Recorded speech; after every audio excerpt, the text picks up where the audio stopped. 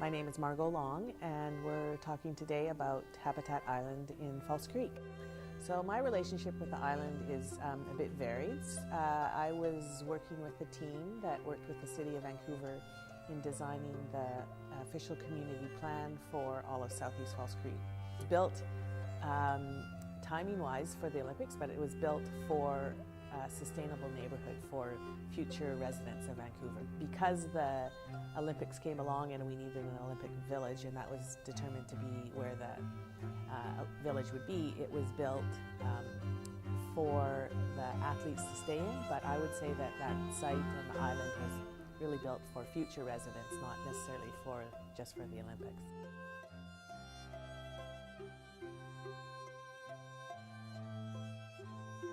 Sort of pre-human contact, it was mudflats. There were lots of native crabapple trees and lots of aquatic life there that we don't find now.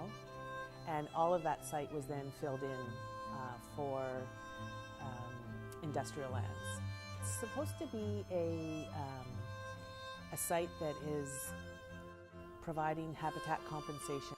But I think it was also designed for Vancouverites, a place to sort of get off onto the water and off the foreshore into a different environment.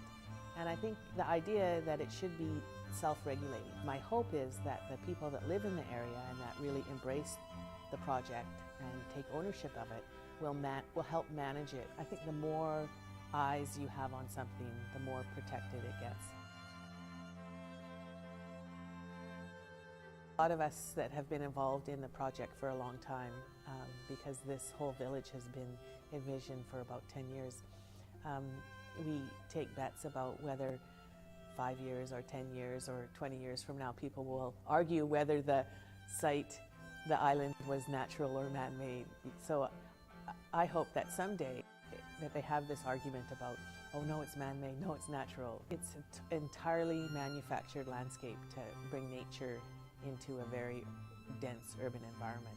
A lot of people like the character of the Hinge Park and the Habitat Island, and they really like the ability to walk down to the water from an experiential standpoint. And so I think what they're saying is that this is a good model for introducing the same kind of character and experiences into other parks.